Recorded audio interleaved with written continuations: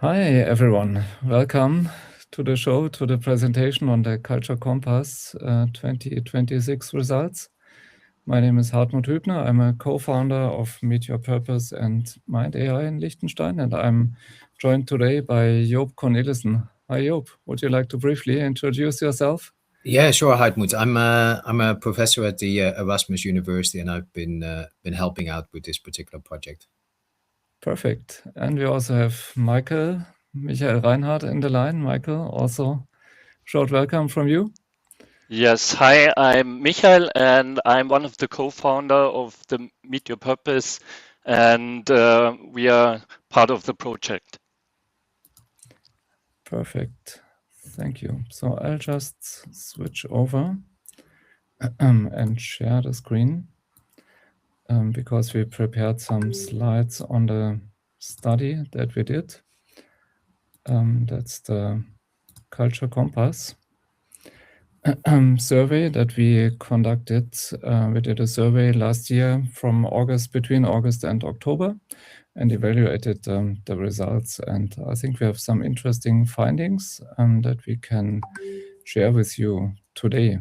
The welcome we already did, and let's not lose any time and look into the goals for this session. So first of all, we want to share insights with you and show the key findings from the Culture Compass study. We identified what we call the paradox, and Joop will do a deep dive into that in a minute, and we want to discuss that with you, and also discuss solutions, both for companies, for enterprises, and also for the education sector, because I think it delivers quite some interesting actionable results for everyone. The research we did, the study investigates the link between organizational culture and productivity in Europe. Maybe it's not all Europe, but as you see further below, we analyzed the countries Austria, Germany, Netherlands, and Switzerland, because these are the focus area where we are active with our organizations. And we collected input and responses from 540 managers and employees across all sectors in these countries. The study was conducted between August and October, and we focused on the topics, the aspects of values, skills, culture elements, and also strengths, weaknesses, opportunities, and threats in general. Here a brief look at how the sample turned out. So we had a mix in terms of the job roles that we covered. So it was 2/3 employee level and 1/3 management and C-level in total. We had also a mix of company sizes in the study, maybe with a certain tendency to larger enterprises. Larger enterprises are 1,000 employees and above. But we also have micro companies involved, small companies, medium and large. You can see it on the slide how we identified it. And we also have, I think, a good mix of industries, so ranging from the IT and tech sector, public sector, healthcare, consulting, manufacturing, finance. These are the ones we covered, we had in focus. The presentation we have, it's broken down into three parts. I would say there's one part on culture and values. Joop will take over for that in a second. We have one second content aspect, I would say, on skills and how to overcome the gaps that we identified. I will have a go at that. And afterwards, we'll have a discussion and a Q&A session. This will be moderated by Michael. And if you're watching now live, for example, by LinkedIn, we would like to encourage you to post your questions right away. We'll have these in scope and in focus, and also take them on board for the discussion and Q&A that we'll have at the end of the session. Right, and now it's about breaking the productivity paradox. Joop, over to you. Yeah, so thank you, Hartmut. So so one thing that we observed, so we asked a ton of questions about culture and whether individuals, whether they were employees or managers, how they looked at the culture of the companies, the organizations that they worked for. And one thing that, as a headline result, that we did see across the board, so across all these sectors, across organizations of different sizes, is that there is actually quite a high level of engagement in terms of the cultures that people experience of the organizations that they work for. So this may be reflective of traditional established labor relations in Europe. It may be reflective of the social welfare countries that we looked at, meaning that in a lot of these cases, a lot of these organizations, there are very established HRM systems for onboarding, for socializing people into a culture where they feel valued, where they can strongly identify with the organization and feel very connected with the organization and with their colleagues. If we then look across all of the survey responses, we see that high level across the board, that high level of engagement, but we also see, generally speaking, that respondents indicate that their organizations are often very slow to move. So the adaptability, responsiveness was really highlighted, and the slow decision-making was highlighted as a key, a top reported weakness, according to the respondents. So that, in a sense, creates a paradox. So in a way, you might say it's not that we would like organizations to trade the one thing for the other, but it's about finding the right symbiosis between the two, and we'll come to that in a minute. One other thing that we found, and this is actually quite interesting, is so we asked employees, individuals, whether they were lower level employees or managers higher up in the organization. So what values do you feel are important to you? And we gave them long lists of values to choose from, as well as giving them an opportunity through open questions to give their own suggestions. And what struck us is that at the level of what individuals themselves feel are important values to them, that's often a bit different from what the values are that are collectively emphasized as the corporate values within the organization. Meaning that there is a bit of a gap between the values that are dear to an individual, so things like integrity, honesty, kindness, the kinds of things that they value for themselves, but also value in interactions with colleagues, direct colleagues at work, versus the kinds of instrumental values that you see emphasized at the corporate level, that may actually be formalized in terms of some common values that are established for a particular organization. So we feel there's an opportunity here for the companies, the organizations in the countries that we surveyed to really recognize this gap and maybe capitalize on it or make the most of it, in the sense that some of these personal values could be, so think of integrity, acting with integrity, think of trust and kindness. So these could be incorporated more officially as company values or principles that you want to work by as an organization, so that as a result, then the gap might be less big as we see it now is. So this is really an opportunity also to think carefully about the values that you collectively share as part of your culture in an organization, as well as then thinking if you could take on some of these more personally important ethical values as part of your culture. We had a lot of data. So one thing we struggled with is to really make sense of so what can be said about all of these responses that people are giving us about the values that are important to them, the values that are preached and are important within their organization. And one thing we thought is that one way to make sense of that ton of data is to use an established academic framework, and that's the competing values framework. And that's an established framework for thinking about company cultures based on, so it's a typology based on 2 dimensions. So one is whether there's the focus is more on internal cohesion and values that are reflective of that, or whether there's more an external focus on growing and developing the organization or competing in a marketplace. And the other dimension is whether there's a focus on stability and continuity versus more flexibility and change. And if you take the 2 dimensions with then you arrive at these four, and I'll as you can see highlighted in the slide here, then you've got very prototypical values that are highlighted for each of these four types. Well, when we use the framework, what we found across the data set is that the clan-based culture, I don't know if that's the next slide, I hope it is. No, I'll come to that in a minute. What we found in any case is that, well, let me already say that the clan-based culture is really prominent across the board. So this is really a signature of European companies. So European companies recognize the importance of socializing their employees into a strong people-centric set of values that give them a basis for identification, that give them a sense of belonging. But with that also comes things like consensus and shared values, and obviously keeping the importance of that cohesive culture intact.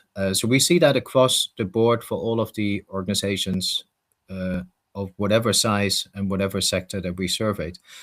Then we see some differences reflective of sectors as well. So the adhocracy, where there's more focus on innovation, experimentation, so the values like growth, learning, that is more prototypical in the technology sector, as you would expect, alongside the clan-based culture. In healthcare, we find clan-based cultures being the ruling, for the most part, the kinds of cultures that we see there. It's maybe also to be expected. And then equally in the public sector, there we see, and that also fits the stereotype, I suppose, we see a lot of emphasis on rules and regulations, on the stability of the of offering a resilient service provision to the public, and hence hierarchy, rules and regulations are emphasized there as the dominant mode, and the values that we found in that sector are also reflective of that. So there's some variation, but the constant across the board is really this clan-based culture. So that is a dominant characteristic of many organizations, again, across sectors and across size. And there's some variation, as we just highlighted, based on what might be otherwise alongside that is expected of a particular organization in a particular sector. Next slide, please. So the clan dominance is there. I already mentioned that may be reflective of a very established HRM tradition, a very established model of employment relationships. It might be reflective of a long tradition of thinking of creating the kind of workplace where people feel valued and where they feel they belong. So it's a people first sort of advantage that you get in those organizations if it all works. High levels of employee engagement, high levels of identification with the organization. What we did find is that obviously, as you can gather from a typology like that, or coming back to the trade-off that we mentioned at the beginning, we also found that for those respondents who indicated that they're in a clan-based culture, that there's also a lot of bureaucratic decision-making. So the emphasis on staying one group, staying one cohesive unit, and having consensus decision-making obviously creates a lot of bureaucracy and also makes these organizations slow to adapt and respond to any changes in the external environment. We saw the adhocracy. It's less prominent, as we said, but particularly in the tech sector, this is a dominant form. And one implication that we see here, so this is really also an opportunity that, so many of these cases, an organization doesn't need to be fixed in one of these cultures, but they could be incorporating elements of both at the same time. And this is a way to then challenge that paradox, or really make it a paradox, so not a seeming contradiction, but something that you can work through and create more of a symbiotic organizational form for yourself. So meaning, think of a company like ING that has, for the most part, a clan-based culture, but has also brought in pockets of agility, around adhocracy sort of pockets of agile ways of working, and agility teams to bring in more dynamism and innovation into the culture and into the organization. So this is really an opportunity. It is a present form, but we think it could be leveraged way more across the board for European organizations. The market-based culture, it's even less present in the data. So this is a culture that's really defined by high levels of professionalism, but also high levels of competing and getting the best out of oneself, out of the organization, and vis-a-vis any competitors in the marketplace. That, as we know from a lot of research, it's a good culture, for a particular set of circumstances where there is a lot of dynamism in the market, or the competitive conditions really ask for that kind of aggressive mentality. We also know the downside of it, that it might create a culture where there's a lot of siloed thinking, a lot of politics, where people are actually competing also internally against each other. And it's not a European example, but the classic example is of Microsoft before Nadella came in and became the CEO and pushed that organization to a combination of the clan-based culture and an adhocracy. Was actually a very aggressive market-based culture where you had a stacking system where managers and employees were really compared to one another in terms of their performance targets and how well they did in the previous year. And it created a very negative, silent, conflictual environment in that organization until they made the change. Okay, next slide. Yeah, and then the hierarchy challenge, as we said, so this is very symptomatic. This is an organizational culture that is very conventional of many public sector organizations. We see that also in our survey, that the 17% is mostly public sector. That's good in terms of offering or makes sense in terms of offering the resilient and reliable public service provision that you want. I suppose the downside is that you could get a bit stuck, and you don't have, and as we found in our survey, it's according to respondents in that group, a lot of them said there's a lot of resistance to change. So it's really also correlated with a lack of change and innovation as a culture and as an organization. So an opportunity here maybe is for public sector organizations to really think about how they keep the dominant logic of the hierarchy in place, but also inject some flexibility and opportunities for more freely exploring, obviously still within the mandate of the organization and with supervision from the senior management, but give that space for more disciplined exploration, so that you can also change if and when that's needed as a culture and as an organization.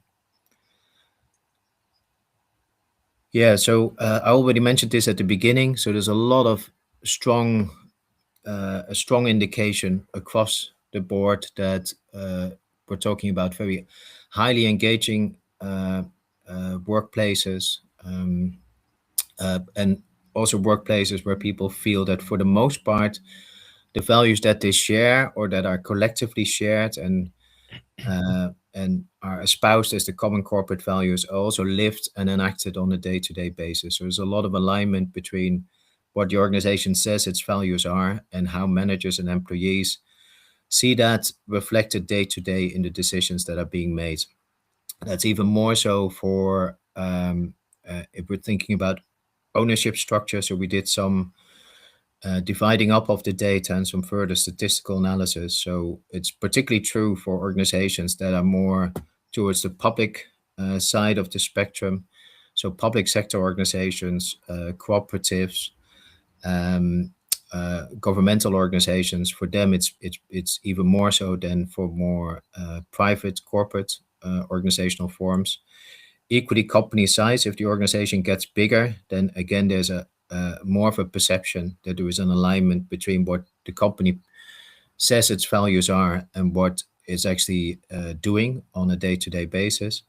And the same for job roles. So people at higher levels, so at more managerial levels compared to employee levels, they actually perceive more of a consistency between values that are espoused and values that are enacted in daily practice. Yeah, so two more slides just to show you. I mentioned this before. What is interesting is that there is obviously commonalities between the values that individuals find themselves important versus the values that they see exercised every day at work in their organizations. So there is commonality there, but there's also a lot of difference at the same time, as I said. And the most striking difference are these more personally, ethically important values like respect, integrity, honesty, trust, kindness. And that's really fascinating that that those are being highlighted, and they may be connected. Or sorry, I should have switched my phone off. I don't know who this is. Sorry. There may be an opportunity there for companies to take them on board. Oh shit. Sorry. I mean, the most annoying thing is that it's probably just a marketing company trying to sell me something. Yeah, sorry, I should have switched that on. I don't know. I switched that off. I don't know why that happened. So the instrumental values that companies highlight for their organizations, they make perfect sense, but there's an opportunity here to, as we said before, to do something with these personally important values, and so that people also feel them and see them reflected in their workplaces.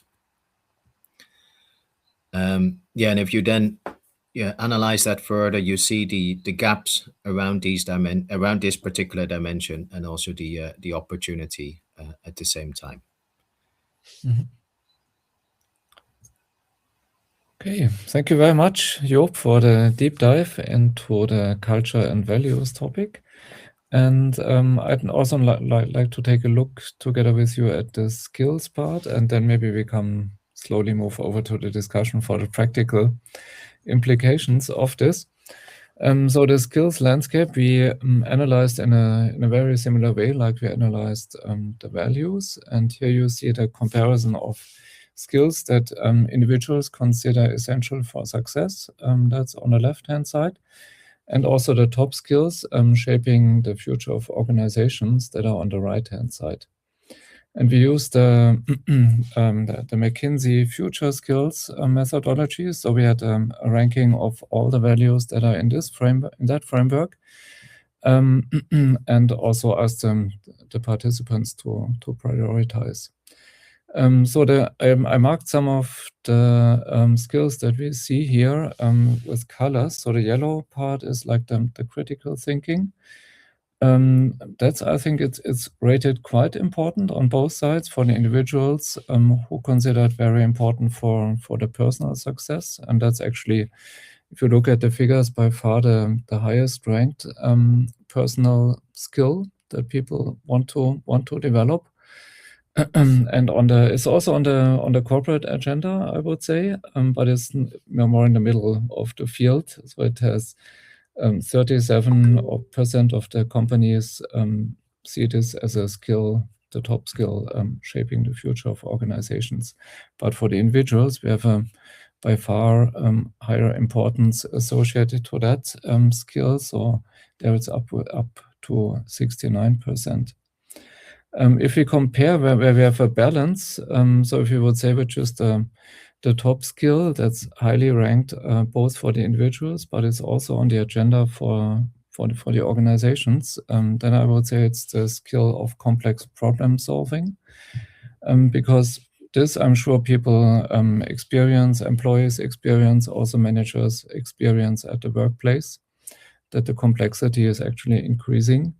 And it's also of high relevance for the companies, and we'll see that also a bit later when we do the SWOT analysis and look at the strengths, weaknesses, opportunities, and threats. That's also reflected there, that the complexity is increasing all the time, I would say. And if you look at the blue, the skills highlighted in blue, there are picked out actually those skills that are important to develop the adhocracy in organizations, so agility and becoming faster and more flexible in general. What are the important skills that are necessary to do that? And here we see that it's actually also again somewhere in the middle field, I would say, but it's not quite that top on the agenda, like the complexity of problem solving, for example. So if we look at creativity and innovation or developing a growth mindset and learning, it's on the agenda of people individually, but it's not the highest ranked. The highest ranked are critical thinking and complex problem solving. And also likewise, if you look at those skills that are shaping the future of organizations, so like the growth mindset, it's even ranked higher slightly on the corporate side than for individuals. And also creativity and innovation turns up. And we also start to see the topic of AI and automation literacy. We'll come to that also in a moment. But it's not the top priority at the moment, I would say. So the top priority where companies invest at the moment in skills, it's a top topic of complex problem solving. It's about decision making, leadership and teamwork, and then the adhocracy things, that the topics, that the skills that make companies more agile come up more in the second row, I would say. Here's the comparison, again similar to the values analysis that we did before. The skills prioritized by the workforce and the skills that are perceived and that have a presence in an organization. And people wish to do, almost everyone, 91%, that they want to have good communication and dialogue and exchange at work, and they see it also important to be successful at the workplace. It's also about resilience and stress management. So the entire, all aspects of mindfulness, I think it's really in the mind of people, and also critical thinking. It turns up again, like we saw on the previous slide. And maybe also a bit similar to what Job just shared about the values, there is an opportunity to bring more of the personal skills that people wish to learn. So things like communication, it sounds simple, but Job and I, we both deal with this topic day by day. It's highly appreciated here, and it's really seen as a success factor for employees to have this good communication and have the skills to communicate in a successful way. And also resilience and stress management, both these are actually not that high up on the agenda for the corporates, or people do not perceive it that high yet. Communication turns up, you see it on the right-hand side. It has 64%, so there is a presence. But for example, resilience and stress management is one skill that's not seen as present in organizations at the moment. I started to talk about this on the previous slide. So if companies really want to proceed on that path of developing adhocracy in the organization, it's about bringing more agility into organizations. Then a lot of this has to do with also having the supportive technology tools. And I would almost say that, for example, the topics, the fast changes that are happening on the technology side at the moment also push organizations to move faster into that direction.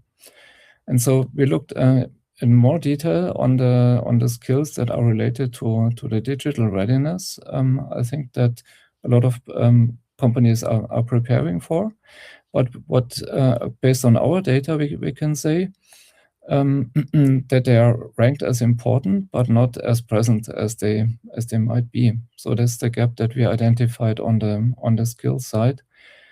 So for example, for all three of these aspects, the AI and automation literacy, data science and visualization, cybersecurity, and the associated awareness, we have quite a high role importance. So they all rank in the range of around 4 out of 4 or out of 5. But then the presence and the visibility of these skills is much lower, I would say. So it's that's the second column you see on this slide. It's more in the range of 3 or 3.5.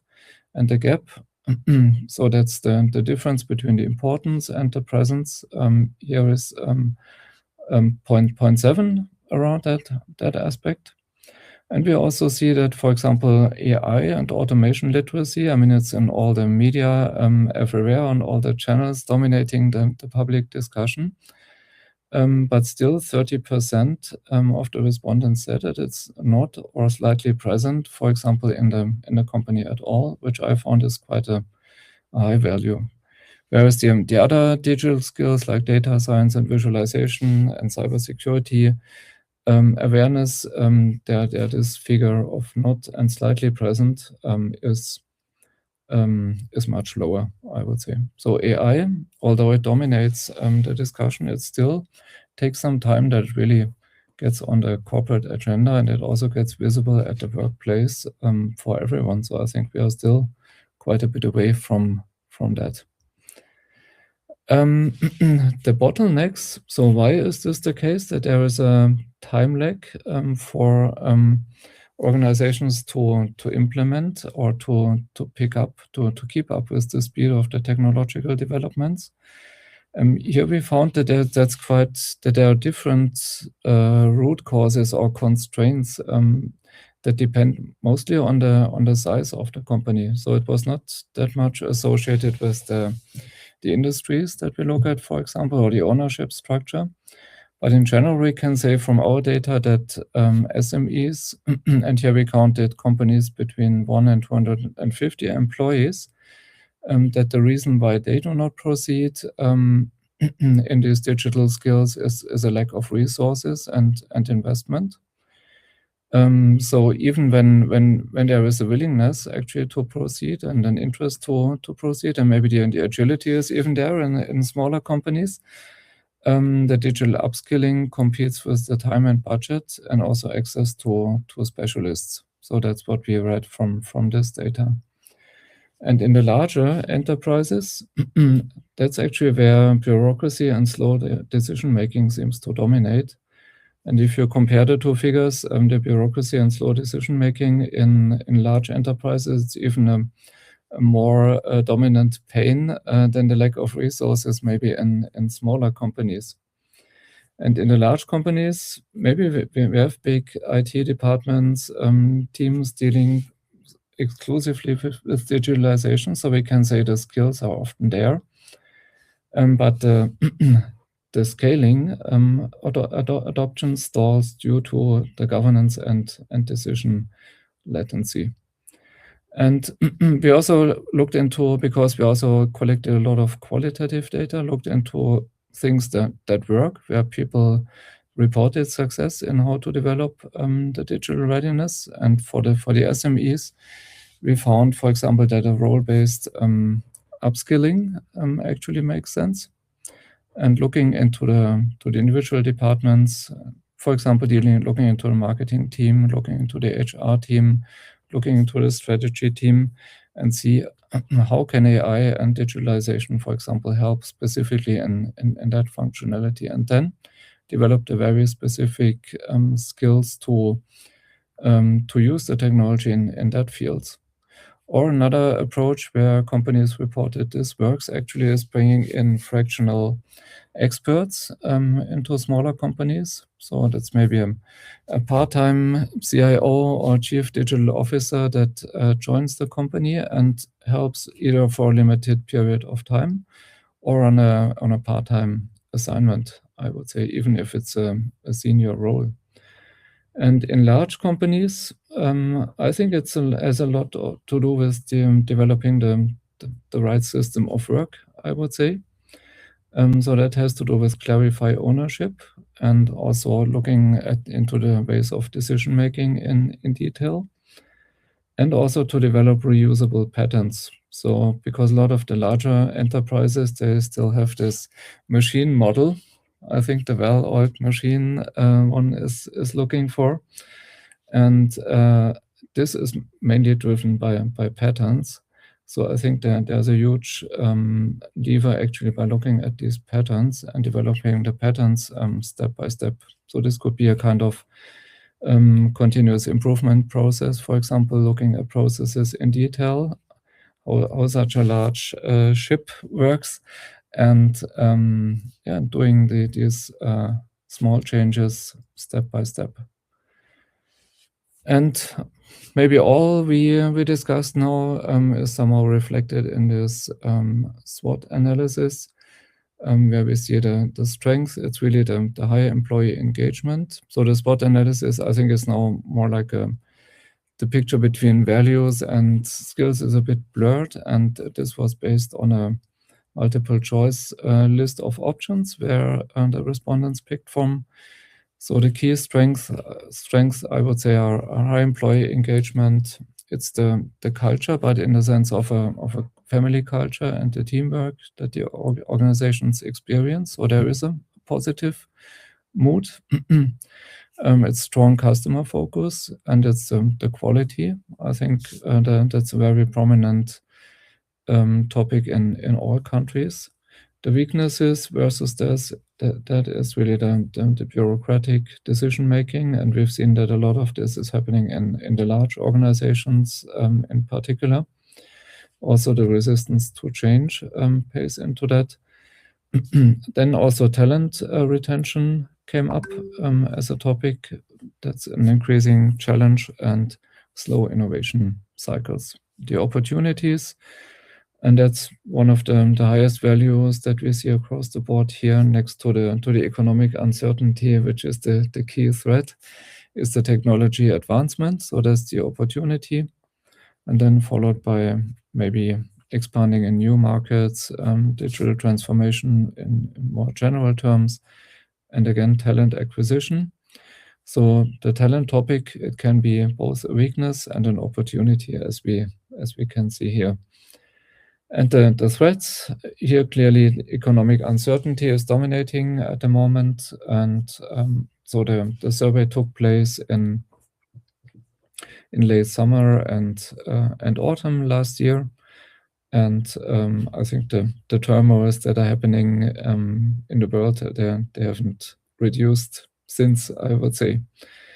Talent shortage, talent turns up again. So that's a topic companies deal with. Increasing competition, regulatory changes, these are threats as well.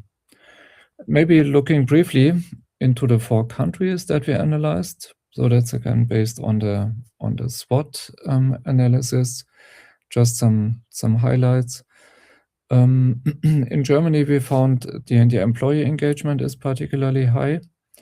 But also the bureaucratic and slow decision-making processes are particularly high. So that's the key weakness, I would say, in this country. The opportunity is technological advancement. So there's really some hope to proceed fast and use digitalization, for example, to proceed faster. And the threat, and that's what we see across the board, and it has been the number 1 threat for everyone, but it's also across the board for all countries. It's the economic uncertainty.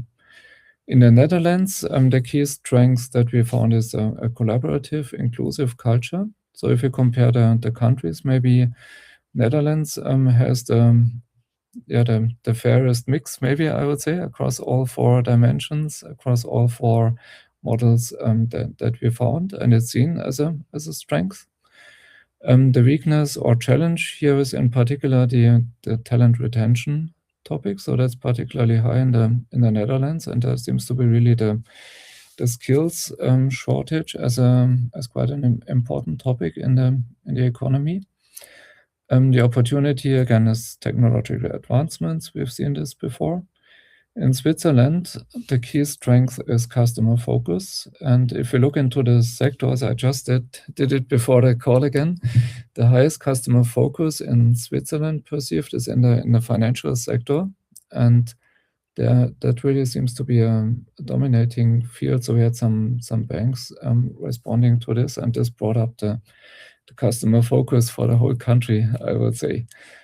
And maybe another point, bureaucratic and slow decision-making processes. Here in Switzerland, we found a really diverse picture.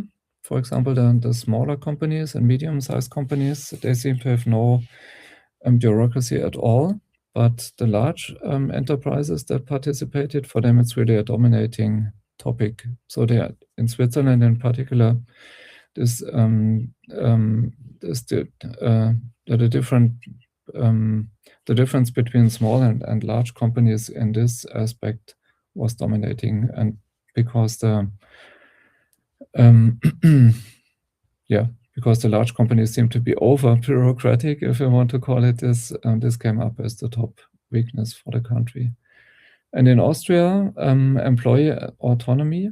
So in Austria, what I also found, what we found there was that large companies drive the overall picture, both in terms of the employee autonomy, and that seems to be driven and be part of the program in large Austrian organizations. And also the large enterprises reported an interesting opportunity with a supportive government policy. So this was the only country, I think, where government topics came up, but here in a positive way. And for large organizations, there seems to be I would say, a positive environment for large companies in that way.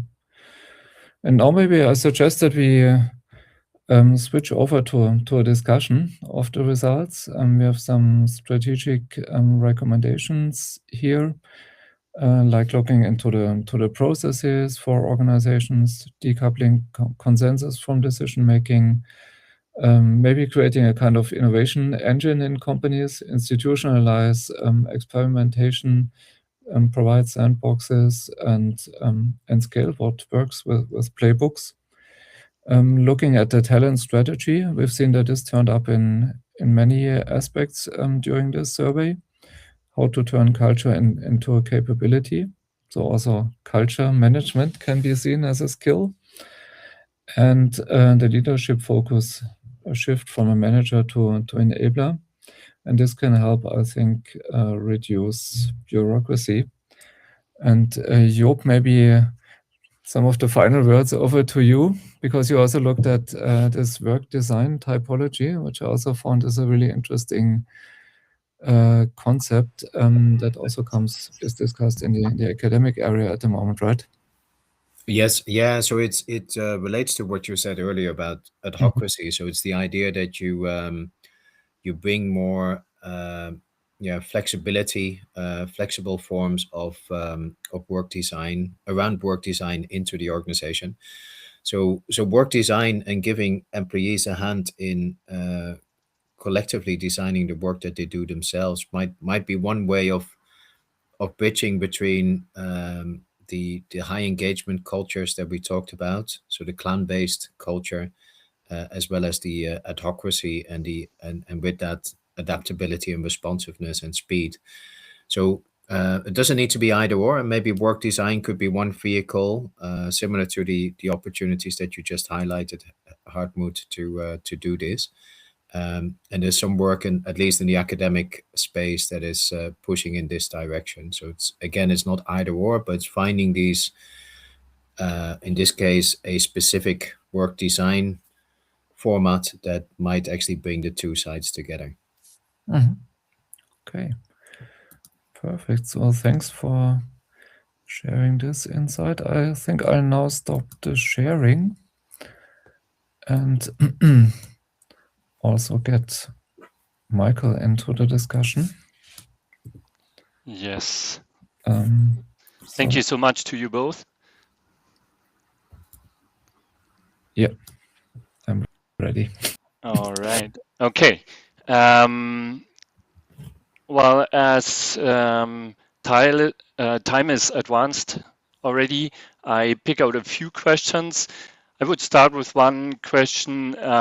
You talked about the opportunity for companies to combine the best of the clan culture with the autocracy culture as a European way to solve the current challenges. So, do you see a special need for companies to focus on their existing culture in a team before they go into a change for more agile and flexible work culture?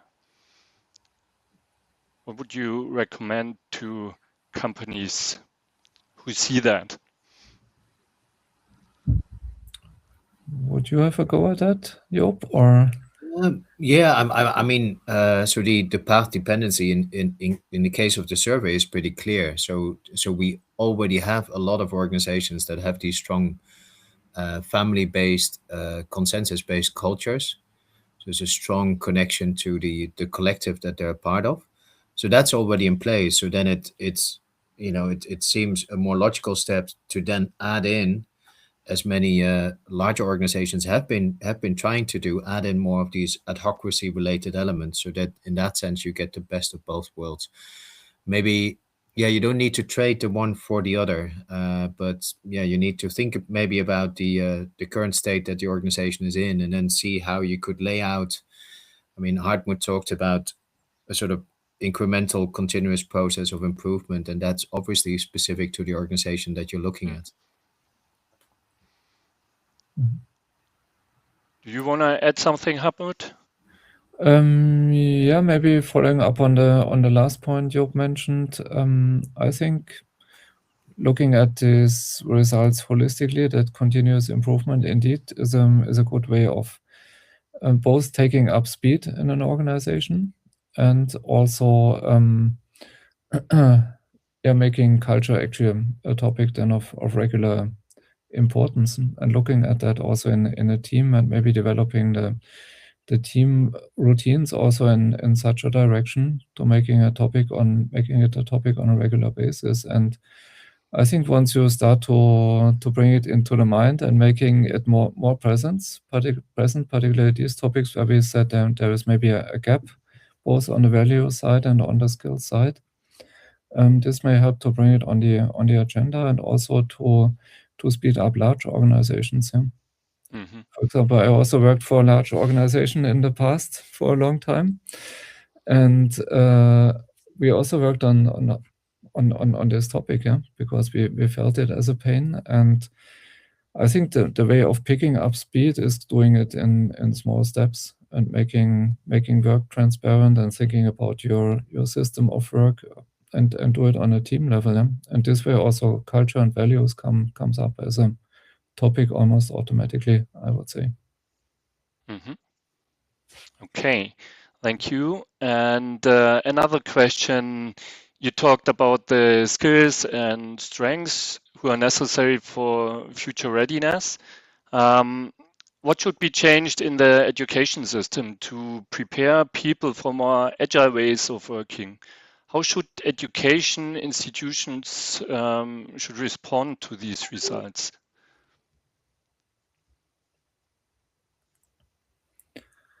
Joop, you have a feeling about that? Yeah, it's obviously I work at an educational institution, or a higher educational institution, a university, and actually a bit what was very interesting in what Hartmut shared, and maybe last week in the Financial Times there was also a feature that highlighted that unlike what you would expect, sort of soft skills have become at least more valued in the marketplace compared to the 1980s and the 1990s than at this point in time than before. So we're assuming, and that's partly because of the hype around AI and computational approaches, that's the kind of skills, the hard skills that everyone will now need. And some of that is reflected in the survey data. So there's a recognition that we need that. I need that individually, but also the organization needs to recognize that these things are coming to be more important in the future. But at the same time, and this goes for educational institutions, yes, think about how you can get your students, your graduates, to have these skills, to be fluent, for instance, in AI or computational approaches. But don't forget about the social skills and the more classic critical and problem-solving skills. They may be just as important, if maybe not becoming more important, as the point of difference that you can make as a graduate coming into the workplace. So I think it's that balance that Hartmut mentioned, and it's nice to see that reflected in the survey and also then reflected in other surveys as well. And maybe my point on what the education sector can do, maybe also looking at the survey, for example, looking at the needs, at the gaps, also that we identified, and maybe come up with practical formats also that I think, if we look at the results, particularly I would say the smaller companies, they have a need to pick up on the skill side if you want to, because with the large companies we've seen that there are many cases, and they have also not only big IT departments but also big HR departments who do skills development programs. But particularly small companies, I think then there's also a lack of skills. And doing this transfer, I would say that this would be an important task to look into. And then, like you say, you hope both the digital skills come up, that's one part. But I think in small companies, there's also like in terms of skills development for the more generic skills and general leadership skills, problem solving, communication, like we've seen. Thank you for that. And while that goes with the next question, like if it's necessary to prepare more dialogue spaces in education system companies and as in a society as a whole, to train those skills to have good dialogues and find good solutions together. Is that something that we should create in companies or even in education system to prepare special rooms for that, to train it? Or is that too much? I will clearly say yes, yeah. And I think that there is a big lever, yeah. And if you look into communications, I would say from that perspective, or if you would look into the communication aspects, I would say in particularly in more detail, that there is a generic need for more exchange and also for more stakeholder involvement, if you would call it that way, and also developing the formats to be in a good exchange and to be in a good dialogue with stakeholders.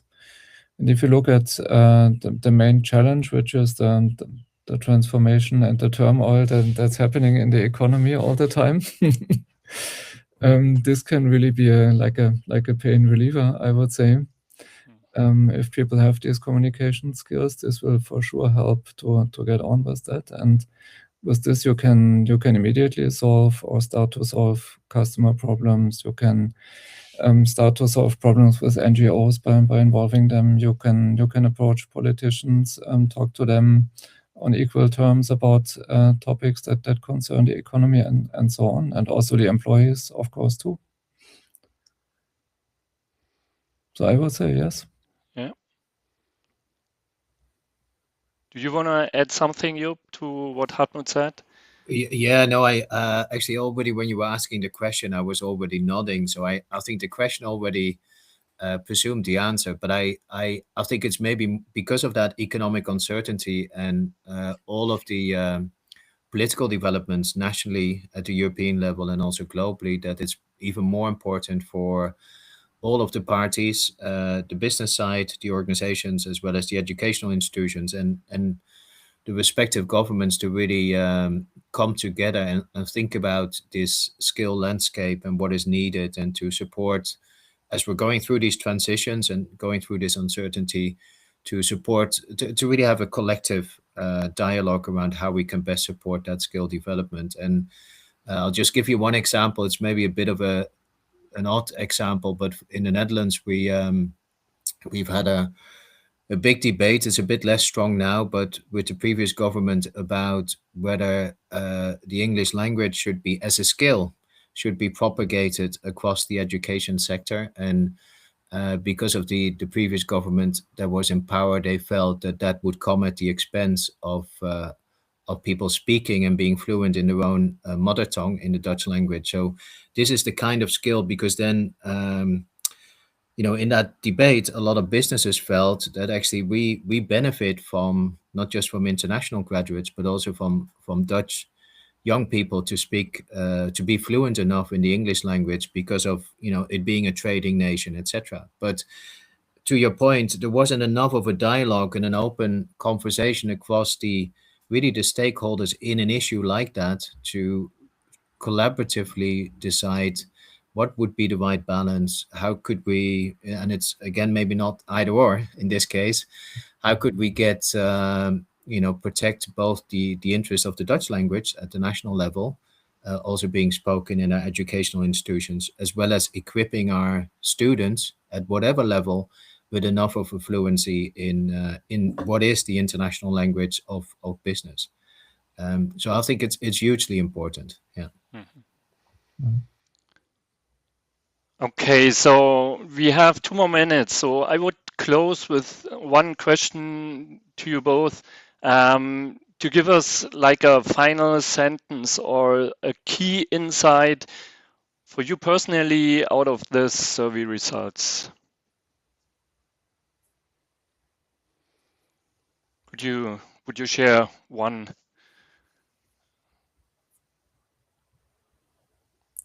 Who wants to start? Yeah, I'll do it quickly. We're pressed for time. So I think for me, the most interesting thing was the fact that individuals came up with a set of values that are meaningful to them. So these personally relevant ethical principles that are different from the values that we see in companies being highlighted and preached all the time. And I think that's a very interesting observation, and what to do with that. And there's a lot of important issues there about their own well-being and what they look for in a workplace that perhaps we could think about a bit more carefully. Thank you. Hartmut. Okay, maybe I have 2 points I would like to mention. So one, very briefly, I think that was more expected, probably, that when it comes to the skills. So maybe I focus on that part. That there is still a long way to go in really bringing the digital skills into organizations and making that also a daily habit, and bringing making use of the technology in a meaningful way, I would say, if we want to bring it to that point. And the second, which really came up as a surprise, is that suddenly communication turned up really as the top skill that is required by employees, and this made me quite happy because it brought new meaning to that topic, I would say. And I think these two also fit quite well together. Yeah, but I think to rethink communication and how to handle it in the best way in this current setting that we have in the companies, that's a really interesting question to think about and to work on. Thank you very much. So we are at the end, on point. It's 3 o'clock. So thank you for sharing the results to us. Hartmut, is there more to share? Maybe we could mention the webinars in February. Yes, so we'll have two more webinars and sessions planned for February, and that will be more a deep dive on the practical side for businesses, and also a deep dive into education sectors. I think the best way to share it is to share the invitations in the comments, and of course we'll also communicate these sessions on LinkedIn anyway, and also invite as additional LinkedIn sessions for further deep dives into the topic. Yeah, and from my side, thanks for joining and listening and participating, and looking forward to continuing the discussion. I think it was only the starting point that we did today. Thank you, and have a nice afternoon.